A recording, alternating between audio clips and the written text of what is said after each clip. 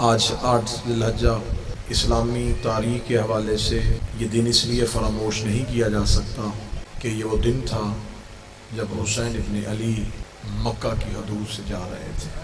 آج کے دن کی اہمیت کو ہم نے کسی صورت میں ختم نہیں ہونے دینا۔ ہم نے اسے صرف ایک مصائب کی روایت اور واقعہ سمجھ کے نہیں لینا، ہمیں یہ نتیجہ اخذ کرنا ہے آج کہ آخر حسین کے جانے کی وجہ کیا تھی۔ یہ عام انسان کا فیصلہ نہیں تھا، یہ اس دور کے امام کا فیصلہ تھا۔ عام انسانوں کے فیصلے زندگیاں بچانے کے لیے ہوتے ہیں، امام کا فیصلہ دین بچانے کے لیے۔ بہت بڑا ایک سوالیہ نشان ہے، اگر اس سوال کی گہرائی کو ہم سمجھیں تو ہم بہت سے لوگوں کو اسی سوال میں راہ ہدایت پہ لا سکتے ہیں۔ امام کوئی بھی کام دین بچانے کے علاوہ نہیں کرتا۔ حج پڑھا جا رہا تھا، حاجی آ رہے تھے، اس حج میں کون سا ایسا کام ہے جس سے دین بچ نہیں رہا تھا؟ آخر وجہ کیا تھی؟ محرکات کیا ہیں؟ اسباب کیا ہیں؟ حسین جا کیوں رہے تھے؟ 28 رجب کو امام حسین مدینہ سے نکلتے ہیں۔ مدینہ سے مکہ کو زیادہ فاصلہ نہیں ہے۔ امام حسین 3 شعبان یا 2 شعبان کو مکہ میں پہنچ جاتے ہیں۔ شعبان کا پورا مہینہ مکہ میں رہتے ہیں، رمضان پورا مکہ میں رہتے ہیں، شوال رہتے ہیں، ذیقعت رہتے ہیں، ذی الحج کی آج کے دن تک رہتے ہیں۔ جبکہ امام اپنے علم امامت کے ساتھ جانتے تھے کہ انہوں نے حج نہیں پڑھنا، تو جب حج پڑھنا نہیں تھا تو پھر مکے میں رکے کیوں تھے؟ پھر وقوف کی وجہ سمجھ میں آنی چاہیے کہ وجہ کیا تھی۔ میں مثال دے دیتا ہوں، ویسے آئمہ کی یہ مثالیں تشبیہتاً تو غلط ہوتی ہیں، لیکن میں سمجھانے کی نیت سے اسے بغیر تشبیہ کے دینے لگا ہوں۔ میں مجلس کے لیے آ رہا ہوں، مجھے رستے میں پتہ چل جائے کہ مجلس ختم ہو چکی ہے، آخری ذاکر پڑھ چکے ہیں، ماتم داری ہو چکی ہے، جہاں تک پہنچا ہوں میں اس سفر کو وہیں روکوں گا اور وہاں سے واپس چلا جاؤں گا۔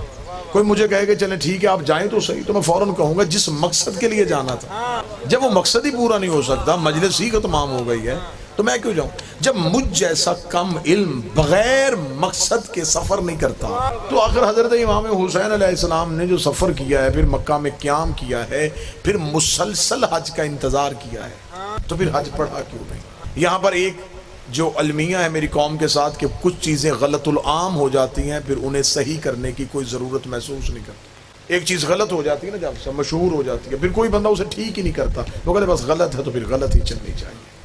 اب یہاں پر ایک غلط العام ایک چیز جو ہے وہ بیان کی جاتی ہے۔ امام حسین علیہ السلام نے احرام توڑ دیے، یہ لفظ حسین کے شایان شان نہیں ہے۔ احرام توڑنا ایک عمل کبیح ہے جسے امام سرزد نہیں دے سکتے۔ احرام نہیں توڑے، حج کو عمرے میں تبدیل کر دیا۔ اگر ہم یہ جملہ ممبروں سے پڑھتے اور بچوں کے ذہن میں یہ جملہ بتاتے تو یہ جملہ اختیار امامت کو ثابت کر سکتا کہ امام کے پاس اتنا اختیار ہوتا ہے وہ جب چاہے کسی بھی عمل کو حرام کر سکتا ہے۔ یہ اختیار امامت، یہ امام کی طاقت ہے کہ امام جب چاہے کسی بھی واجب عمل کو روک سکتے ہیں۔ مثلاً اس کی کئی مثالیں ہم اگر کوئی ہم سے دلائل مانگے گا تو دلائل کے انبار لگ سکتے ہیں کہ ایک شخص کو رسول نے حالت نماز میں آواز دی، اس نے کہا یا رسول اللہ، جب وہ واپس آیا تو رسول نے کہا میں نے آواز دی تو آیا کیوں نہیں؟ اس نے کہا میں نماز پڑھ رہا تھا۔ فرمایا تجھے نماز سکھائی کس نے تھی؟ تمہیں نماز کس نے سکھائی تھی؟ جس نے تمہیں بتائی تھی وہ تمہیں بلا رہا تھا۔ اس نے کہا یا رسول اللہ کیا کرنا چاہیے تھا؟ فرمایا حجت جب بھی بلائے جس بھی حالت میں ہو، مولا حسین آپ کو سلامت رکھے، میں سفر حسین شروع کرنے لگا ہوں، وقوف مکہ پڑھنے لگا ہوں۔ حجت جب بھی بلائے جس بھی حالت میں ہو، وہ فعل تم پہ حرام ہو جاتا ہے۔ نماز اللہ کی عبادت ہے، نیت کی تھی صرف اللہ کی عبادت کے لیے، این نماز کے موقع پہ امام کی آواز آ جائے، اگر میں اسی پہ دلائل دینا شروع کر دوں تو 1 گھنٹہ گزر جائے گا اسی بات کی دلیل پہ کہ حجت جب بلائے تو عمل حرام ہو جاتا ہے۔ جنگ صفین میں مولا امیر المومنین نے اپنے نوکر سے کہا جلدی کر، وضو کے لیے پانی لے کے آ۔ جلدی سے وضو کے لیے پانی لایا گیا، مولا کی وضو کے لیے، مولا نے وضو کیا، مصلی بچھا، ادھر سے جنگ کا تبل بچ گیا۔ وہ ابھی نوکر وضو کر رہا تھا مصلی پہ آنے کے لیے، نوکر نے یوں مصلی آگے کیا تو اس نے فوراً کہا جلدی کر، میرے گھوڑے سے میری تلوار کھینچ۔ اس کا تلوار کھینچ رہا ہے تو کیا نماز نہیں پڑھے گی؟ اس کو شرم نہیں آ رہی؟ نماز تو جنگ پہ جا رہی ہے۔ داد سے بے نیاز ہو کے مضمون سنانے لگا۔ امام حسین علیہ السلام نے جب کہہ دیا تھا کہ میں جا رہا ہوں، امام حسین کے جب حج سے نکل رہے تھے امت پہ حرام ہو گیا تھا وہاں رکنا، امت کا وہاں رکنا بنتا ہی نہیں تھا۔ اگر مکہ میں لوگ حسین کی صدا پہ لبیک کہہ دیتے اور سمجھ جاتے کہ امام کے بغیر حج نہیں ہوتا تو کربلا میں یہ صدا آنی نہیں تھی کہ جلدی قتل کرو، نماز ادا کرو۔ اہمیت بتا رہا ہوں، امام حسین علیہ السلام نے یہ کیوں کہا؟ یہ اس کا غلط العام کو تصحیح کیجئے گا، احرام نہیں توڑے، حج کو عمرے میں توڑے۔ دوسری چیز ہے، جب امام حسین مکہ پہنچے تو مکہ حسین کا اصل وطن ہے، مدینہ یہ ہجرت کر کے گئے۔ امام حسین علیہ السلام کے آباء و اجداد کا تعلق مکہ سے تھا۔ امام حسین کا ددھیال والا گھر بھی مکہ میں تھا، ننہال والا گھر بھی، داد کے بھی مکہ کے تھے، نان کے بھی مکہ کے۔ امام حسین جب مکہ پہنچے ہیں تو اب حسین کے لیے دو گھروں میں سے ایک کا انتخاب کرنا تھا، یا تو عبد المطلب والی حویلی کھولتے یا اپنی نانی خدیجہ کا محل کھولتے۔ اب دونوں میں سے حسین کا انتخاب کیا ہوا؟ امام حسین نے نانی خدیجہ کا گھر کھولا۔ اب حکمت امام سمجھیے گا، 5 مہینے نانی کے گھر میں بیٹھے رہے، کیونکہ اگر حسین دادے والا دروازہ کھول دے آج مورخ لکھ دیتا یہ حسین کا ددیال کی جاگیر تھی، حسین کو ورثے میں باپ کی طرف سے آئی تھی، حسین نے کھول لیا۔ حسین نے باپ والا ورثہ نہیں کھولا۔ کوئی ایک بندہ ہو جو مجھے صدر کی قیمت دے، حسین نے ماں والے ورثے کا دروازہ کھول کے فتح کے چوروں کو جواب دے دیا تھا، اگر زہرا کا حق نہ ہوتا میں ماں والا دروازہ نہ۔ مسلسل امام حسین مکہ میں رہے ہیں اور مسلسل خطبات امام حسین جاری کرتے رہے ہیں۔ آج کسی بھی مولوی کو کہو کہ وہ مجھے قرآن کی حاشیے پہ لکھ کے دے جن حاجیوں نے حسین کو چھوڑ کے حج پڑھا، کیا ان کا حج ہوا؟ امام حسین مسلسل اس گھر میں بیٹھے رہے۔ امام حسین نے حج کا انتظار کیوں کیا؟ اس دور میں ذرائع ابلاغ نہیں تھے، ایک قتل کی خبر 1 سال بعد دوسرے علاقے میں پہنچتی تھی۔ جہاں جہاں ذرائع ابلاغ یزیدیت نے یا دشمنان آل محمد نے اپنے قبضے میں کر لیے تھے، یہ ان لوگوں کو آل محمد سے دور کرنے کے لیے جھوٹی حدیثیں اور جھوٹی روایتیں پیش کر رہے تھے۔ میں ایک بڑی معلوماتی مجلس آپ کو سنا، یعنی کہ اتنا ذرائع ابلاغ پہ دشمنوں کا کنٹرول ہو گیا تھا کہ امیر المومنین مسجد کوفہ میں شہید ہوتے ہیں اور دور دراز کے رہنے والے مسلمان ایک دوسرے سے سوال کرتے ہیں کہ علی مسجد میں کیا لینے کے لیے گئے؟ یہ سب کچھ کیوں ہوا؟ یہ غلط حدیثوں کی وجہ سے، یہ جھوٹے راویوں کی وجہ سے، کہ جی رسول کے بعد تو خاندان رسول کو اس لیے ممبر سے دور کر دیا گیا ہے کہ وہ تو اب معاذ اللہ ثم معاذ اللہ دین پہ ہے ہی نہیں، لہذا وہ حکومت مانگ رہے تھے، ہم نے ان کو ایک سائڈ پہ کر دیا، حکومت ہم کر رہے ہیں۔ دشمنان آل محمد نے مسلمانوں کے دلوں میں، جن کے دل میں ظاہراً دشمنی نہیں تھی، نفرت بھرتی تھی۔ اب امام حسین علیہ السلام چاہتے تھے کہ کوئی ایسا موقع ہو جہاں ساری امت اکٹھی ہو۔ یہ موقع سوائے حج کے کوئی تھا ہی نہیں، حج میں ہر کسی نے آنا تھا۔ دور دراز کے علاقوں نے، یمن، مصر، شام، ترکی، بر صغیر، جہاں جہاں مسلمان رہتے تھے انہوں نے اللہ کے گھر کی زیارت کے لیے سال بعد آنا تھا۔ حسین علیہ السلام نے سمجھا اس سے بہتر موقع نہیں ہے۔ حسین نے اس رش کا انتظار کیا کہ امت اکٹھی ہو جائے، اور حج کے دنوں میں صرف مسلمان ہی نہیں آتے تھے، غیر مسلم بھی آ جاتے تھے۔ وہ حج پڑھنے کے لیے نہیں آتے تھے، انسانوں کا سب سے بڑا اجتماع مکے میں ہوتا تھا، تو وہ تجارت کی غرض سے مکے آ جاتے تھے۔ حدود حرم میں داخل نہیں ہو سکتے تھے، کافر پہ پابندی تھی، لہٰذا وہ مکہ سے باہر بیٹھ جاتے، کوئی چادریں بیچ رہا ہوتا، کوئی کھجوریں بیچ رہا ہوتا، کوئی جانور بیچ رہا ہوتا۔ وہ سمجھتے کہ یہ تجارتی منڈی ہے، یہاں پہ ہم تجارت بھی کر سکتے ہیں۔ اب یہ حج والا موقع بڑا غنیمت والا موقع تھا۔ آنے شروع ہو گئے جی، کوئی ادھر سے لشکر، کوئی ادھر سے لوگ آ گئے، کوئی ادھر سے قافلے، ادھر سے قافلے، ادھر سے قافلے، قافلے اکٹھے ہو گئے۔ اللہ کے گھر کا آج والے دن طواف شروع ہو گیا۔ ادھر اللہ کے گھر کا طواف ہوا، ادھر حسین نے نانی کا دروازہ کھولا۔ حسین اس شان سے کعبہ کی جانب چلے کہ حسین کے پیچھے حسین کا اپنا لشکر تھا۔ حسین لبیک اللہم لبیک کہہ رہے تھے اور حسین کے نوکر لبیک یا حسین کہہ رہے تھے۔ حسین اس شان، اس سج دھج کے ساتھ، حسین اس شان سے حدود حرم میں داخل ہوئے۔ جو ہی حدود حرم میں داخل ہوئے، ذہنوں میں نقشہ بن رہا ہے جی، تصویر ذہنوں میں لے کے آئیے گا۔ خطابت یہ لفظ نہیں ہوتے، خطابت کا کام ہوتا ہے نقش نگاری کرنا، تصویر آپ کے ذہنوں میں بنانا۔ امام حسین یوں گھر سے نکلے، حسین حدود حرم میں داخل ہوئے، حاجی طواف کی حالت میں تھے۔ حاجیوں نے آتا ہوا حسین دیکھا، ہر ایک نے پوچھا حسین آ رہے ہیں، حسین آ رہے ہیں، حسین آ رہے ہیں، حسین آ رہے ہیں، حسین آ رہے ہیں۔ حاجی کعبے کو دیکھ رہے تھے، کعبہ آتے ہوئے حسین کو دیکھ رہے تھے۔ हाजी काबे को चूम रहे थे, हुसैन की ज़ियारत के लिए काबा छू रहा था। हुसैन चलते चलते तवाफ़ काबा में मशगूल हुए।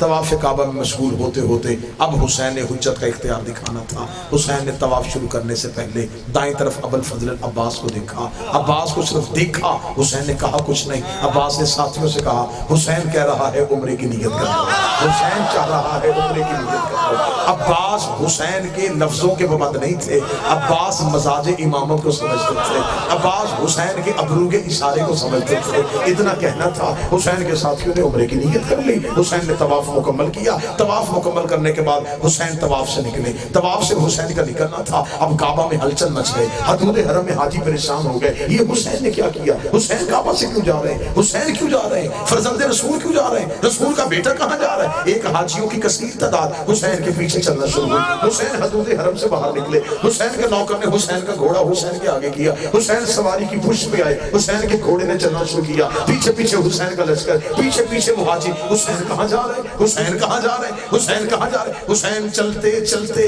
अपनी सवारी को उस मकाम पे ले आए जहाँ पे रसूल ने पलानों का मिंबर बना के अली की विलायत का ऐलान किया था। वहाँ के हुसैन ने अपनी सवारी को रोक लिया। हुसैन ने सवारी को रोका। हुसैन पुष्ट ज़ीन पे आए। हुसैन ने आके पीछे मुड़ के हाजियों के इज्तिमा की तरफ देखा। हुसैन ने कहा, मेरे पीछे क्यों आ रहे हो, बैयत यजीद की है, आज मेरे पीछे पड़ना चाहते हो, बैयत यजीद की है, हज मेरे पीछे पड़ना चाह रहे हो, किस बात की मजबूरी है, जिसकी बैयत की है जाओ उसे कहो तुम्हें हज पढ़ के दिखाए। हुसैन ने कहा, वापस पलटो, मेरे पीछे क्यों आ रहे हो, मेरे पीछे क्यों आ रहे हो। उन्हें कहा, हुसैन अगर तू चला गया तो हम इबादत कैसे करेंगे। ये जुमला हुसैन ने तारीख में लिखवाना था कि जिस इबादत से हम चले जाएं पीछे अल्लाह इबादत कबूल ही नहीं। जिस इबादत से हम निकल जाएं पीछे से वो इबादत किस चीज। हुसैन हदूद हरम से निकल। अब एक मनफी प्रोपेगेंडा जो हुसैन के लिए वहां पे होना था वो ये था, देखा हमने कहा नहीं, ये अहले बैत हर काम में हुकूमत मांगती, ये देखे जी अल्लाह के घर का हज छोड़ दिया सिर्फ इस बात से कि मुझे हुकूमत नहीं दी गई। ये प्रोपेगेंडा होने वाला था। या हुसैन ने अब्बास को हुक्म दिया, अब्बास सीधे काबे की छत पे चले गए। बाप ने पलानों का मिंबर बनाया था, अब्बास ने काबे को मिंबर बना लिया। अब्बास काबे की पुष्ट पे चले गए। काबे की इज्जत और बढ़ गई। अच्छा होता है वो घर जिस पे अलम हो। काबे की छत पे सिर्फ अलम नहीं अलमदार था। अब्बास के आने की वजह से काबा सज गया। अब्बास काबे की छत पे आके खड़े हैं। छत पे लफ्ज तब्दील करता हूँ, मुल्तान एक बहुत अदब सुनने वाली नगरी है। अब्बास का काबे की छत पे आना था। काबे की छत गाजी के तलवे चूम रही थी। अब्बास के पाँव के तलवे काबा की छत चूम रही थी। अब्बास काबा की छत पे खड़े थे। हाजी तवाफ में नक्शा बन जाएगा, लुत्फ इतना आएगा, रात तक ठंडक महसूस होगी सीने में। हाजी तवाफ में दरमियान में काबा, छत पे अब्बास, दूर हुसैन खड़े अब्बास को देख रहे थे। हुसैन की कुर्सी लग चुकी थी, हुसैन अब्बास को देख रहे थे। हाजी काबे को देख रहे थे, काबा अब्बास को देख रहा था, अब्बास हुसैन को देख रहा था। जिसकी जहां इबादत हो रही थी वो कर रहा, जिसकी जहां इबादत हो रही थी वो अपनी अपनी इबादत कर रहा था। यूं हाजी तवाफ की हालत में थे, हाजी तवाफ की हालत में, और सखी अब्बास काबा की छत पे। हुसैन ने आंख का इशारा दिया, आंख का इशारा देखना था। अब्बास ने खुतबा शुरू किया। सखी अब्बास ने खुतबा शुरू किया तो आप समझेंगे यहाँ इतने लोग शोर कर रहे हो, बोल रहे हो, वहाँ एक बंदा बोले तो आवाज़ कौन सुनेगा। काबे के तवाफ खामोश होके नहीं होता। काबे का तवाफ करते हुए आपको एक तस्बीह पढ़नी पड़ती है और वो ऊंची आवाज़ में पढ़नी है। यहाँ ऊंची आवाज़ में तस्बीह पढ़ी जा रही थी और अब्बास काबे की छत पे खड़े थे। काबे की छत पे खड़े अब्बास ने खुतबा जारी किया। इतनी खामोशी हो गई कि दिलों की धड़कन कानों में सुन रही। आम शख्सियत तो नहीं बोल रही थी, सखी अब्बास बोल रहे थे। अब्बास बोल रहे थे, यूं गुलबाई हो कालम, खामोशी, सन्नाटा। अब्बास ने काबे की छत पे खड़े होकर यूं हाजियों के इज्तिमा की तरफ देखा, हुसैन की तरफ देखा। अब्बास की आवाज़ अल्हम्दुलिल्लाह, 3 इशारे किए, तीनों इशारों पे जिंदगी कुर्बान। अब्बास ने कहा अल्हम्दुलिल्लाहिल्लज़ी शर्रफ़ हाज़ा बैती बिक़दूमी अबी। तारीफ उस अल्लाह की जिसने इस घर को उसके बाबे के कदमों की वजह से, तारीफ उस अल्लाह की जिसने इस घर को उसके बाबे, ला इलाहा इल्लल्लाह मुहम्मद रसूलुल्लाह, उसके बाबा के कदमों की वजह से। ये कहने के बाद सखी अब्बास ने अब अपना बताना था कि हम कौन हैं जो अभी ये साजिश हो रही थी। हुसैन काबे को छोड़ के चले गए, हुसैन काबे को छोड़ के चले गए। अब्बास ने जलाल में कहा, मन काना बैतल हमसे अस्बह किबलतन, ये सिर्फ घर था, इसे किबला हमने किया। घरों के तवाफ तो नहीं होते ना, कमरों की तरफ मुंह करके तो सजदा नहीं होता। अब्बास ने कहा ये तो घर था, इसे किबला हमने किया। اسے سجدہ اینٹوں کی وجہ سے نہیں ہو رہا، ہماری وجہ سے۔ اسے سجدہ اس کی وجہ سے نہیں ہو رہا، ہماری وجہ سے ہو رہا ہے۔ اس کی نسبت ہمارے ساتھ ہے۔ اگلی سطر بنتی ہی عباس کی تھی۔ میں پیران شاہ جی ہمیشہ سوچتا تھا کہ مولا عباس کا انتخاب کیوں کیا اس خطبے کے لیے۔ عباس کے لہجے میں علی والا روب تھا، جلال تھا عباس کے لہجے میں۔ اب عباس اس بات میں جلال میں تھے کہ یہ لوگ کہہ رہے ہیں کہ ہم نے حسین کو حج نہیں پڑھنے دیا۔ عباس نے یوں زمین کی طرف دیکھا، لفظ اتنا بڑا آ گیا ہے مجھے سطر پہ قیمت چاہیے۔ حسین نے دیکھا ہوا عباس کو، عباس کعبے کی چھت پہ، عباس نے حسین سے اشارہ لیا، اشارہ لینے کے بعد عباس نے رینگتے ہوئے حاجیوں کو دیکھا۔ رینگتے ہوئے حاجیوں کو دیکھ کے عباس کے علم کی قسم ہے غازی کا یہ جملہ نہ ہوتا میں منبر پہ غلط پڑھوں، مجھے عباس معاف نہ کرے۔ عباس نے یوں رینگتے ہوئے حاجیوں کو دیکھا، ایھا الکافرۃ والفاجرہ، او کافرو، او فاجرو، او کافرو، او فاجرو، کافرو، فاجرو۔ سخی عباس آپ کن سے کافر کہہ رہے ہیں؟ ان کے بدن پہ احرام ہے، ان کے چہرے پہ داڑیاں ہیں، یہ غسل کر کے آئے ہیں، یہ وضو کر کے آئے ہیں، یہ لبیک اللہم لبیک کہہ رہے ہیں، یہ تو اللہ کے گھر کا حج کرنے آئے ہیں، اور تو نے کعبے کی چھت پہ انہیں کافر کہہ دیا ہے۔ عباس کا کافر کہہ کے زمانے کو بتا دیا ہے جن کے دین سے حسین نکل جائے وہ اللہ کے گھر میں بھی کافر ہوتا ہے۔ تم کافر ہو، او فاجر ہو، اے کافر ہو، اے فاجر ہو، اے کافر ہو، اے فاجر ہو، اے کافر ہو، اے فاجر ہو۔ بات ختم ہونے لگی، آخری سطر اے کافر ہو، اے فاجر ہو۔ اگلا جملہ جوانی تول کے دینی چاہیے عباس کے قدموں پہ۔ عباس نے جلال میں آ کے کہا تم کیا سمجھتے ہو؟ تم نے حسین کا رستہ روکا، تم نے حسین کو حج نہیں پڑھنے دیا۔ اگر وہ چاہے کعبہ اڑ کے حسین کے قدموں میں، تم سمجھتے ہو کہ تم نے حج نہیں پڑھنے دیا، اگر وہ چاہے کعبہ اڑ کے حسین کا طواف کرے۔ عباس جلال میں تھے نا، عباس نے بھی اتنا کہا اگر وہ چاہے۔ کعبے کی دیواریں ہلنی شروع ہوئی، کعبے کی دیواروں کو ہلتا ہوا حسین نے دیکھا، حسین نے کرسی چھوڑی، حسین تیز قدموں سے چلے، دیوار پہ ہاتھ میں، رک جا تجھے بچانے تو میں جا رہا۔ اگلی سطر آج کے دن کی اگلی سطر سخی عباس کی۔ مولا عباس دے کے کہتے ہیں حجر اسود کو تم چومنے آئے ہو۔ حجر اسود میرے مولا کے ہاتھوں کو چومتا ہے۔ بڑا فصیح و بلیغ خطبہ، اگر حکم امام نہ ہوتا ہم تم پہ ایسے حملہ کر دیتے جیسے باز چڑیوں کے غول پہ آتا ہے۔ گرجدار خطبہ دیا، بس آخری سطر کہنے لگا حسین کعبہ سے نکلے، لوگوں نے جاتا حسین دیکھا، یہ نہیں دیکھا کہ لے کے کیا جا رہا ہے۔ حسین کعبے سے کعبہ کی روح کو لے کے چل پڑے۔ میں نے صدر کہی ہے 2-4 بندوں کے ہاتھ اٹھے ہیں، میں نے کوئی شاعری تخیل نہیں پڑھا تھا کہ حسین کعبہ سے کعبہ کی روح کو لے کے چلے گئے۔ اب وہاں صرف بدن ہے، روح حسین کربلا لے گیا۔ اب وہاں صرف جسم ہے، روح حسین کربلا لے گیا۔ اگر روح وہاں ہوتی تو کربلا کی سواری 70,000 حج سے افضل نہ ہوتی۔ وہاں جسم ہے، روح کربلا، روح کربلا۔ کعبہ بدن ہے، روح کربلا ہے۔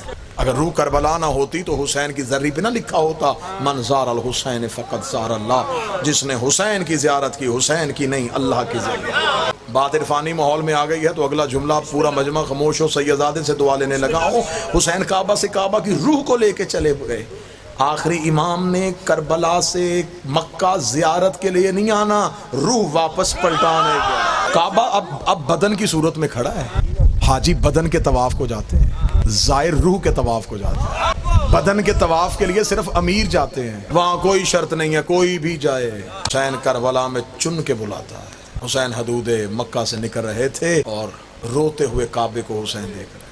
کعبے کے غلاف سے لپٹ کے حسین نے ایک جملہ کہا، آج کے دن کا جملہ ہے، اس جملے پہ آج اتنا رو لینا، یہ آج کے دن کا جملہ ہے۔ حسین نے کعبے کے غلاف سے لپٹ کے رو کے کہا اگر مجھے زینب کے برقعے کا حال ہے۔ حسین نے یہ لفظ کہے، حسین حدود مکہ سے نکل رہے تھے، لوگ سواریوں سے اتر رہے تھے اور علی کی بیٹیاں اونٹوں میں سوار۔ کعبہ اداس ہو گیا، کربلا بے چین ہو گئے۔ شہر کا مالک شہر سے جا رہا تھا، مسافر سے اس کا دوسرا وطن بھی چھڑوا دیا گیا۔ بڑا مشکل ہوتا ہے وہ شہر چھوڑنا جہاں اپنوں کی قبریں ہوں۔ سادات و غیر سادات سے معافی مانگ کے مصائب کی دنیا کا بہت عمدہ لہجہ جن کو سیدان نے نسلوں میں ذکر حسین ودیت کیا ہے، وہ آپ کو جی بھر کے مصائب کے قرآن سے آیتیں پڑھ پڑھ کے سنائیں گے۔ روتے ہوئے قبر رسول سے اٹھ کے حسین گھر میں آئے، دروازے پہ ہاتھ رکھا، اندر سے ماں کی شکل والی بہن اٹھی، حسین کے گلے میں باہیں ڈال کے کہتی پہلے بتا نانے کی قبر پہ رویا کیوں تھا؟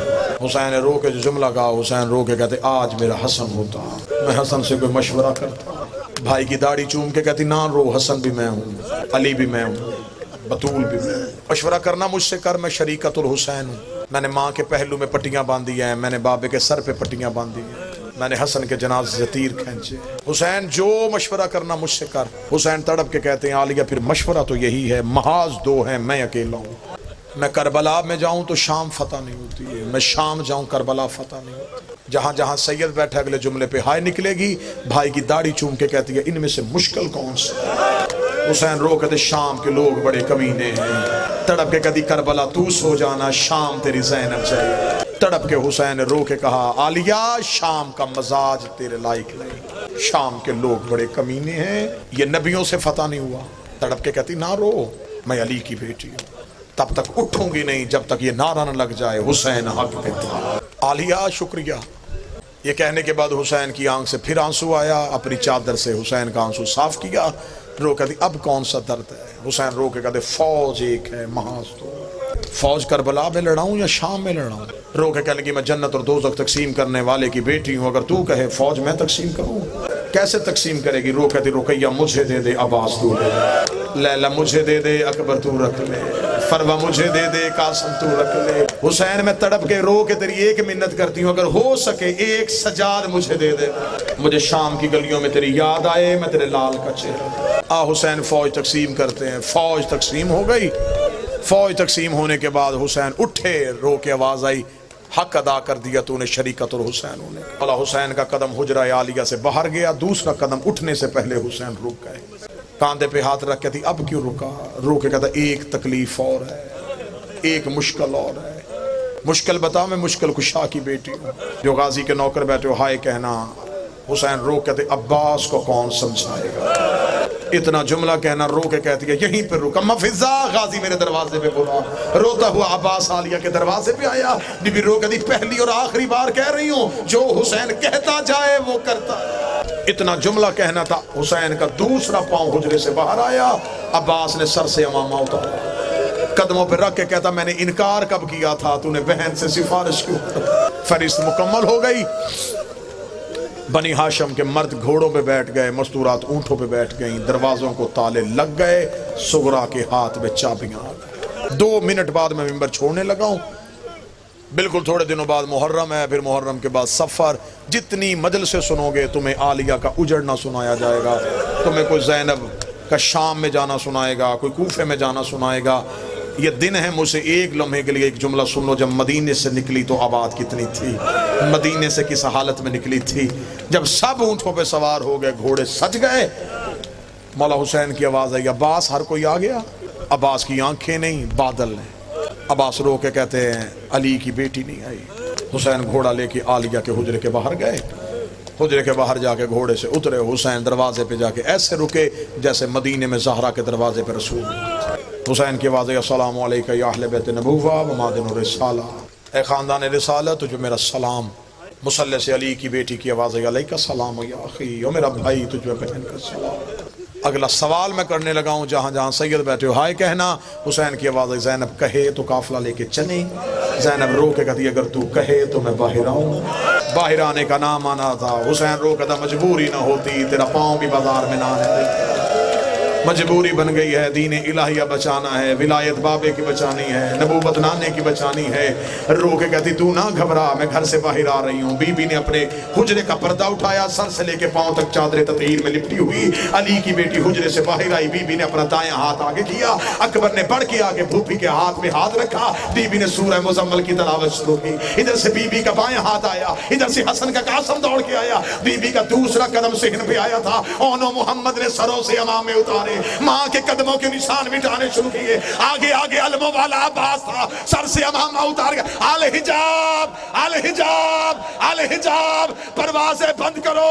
علی کی بیٹی گھر سے باہر آ گئی، محمد کی بیٹیاں گھر سے باہر آ گئی، ابھی زہرا کی حویلی کا دروازہ نہیں آیا۔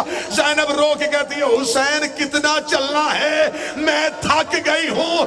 آواز آئی ابھی تھک گئی، شام کے بازار، کوفے کی گلیاں، شرابیوں کے مجمع،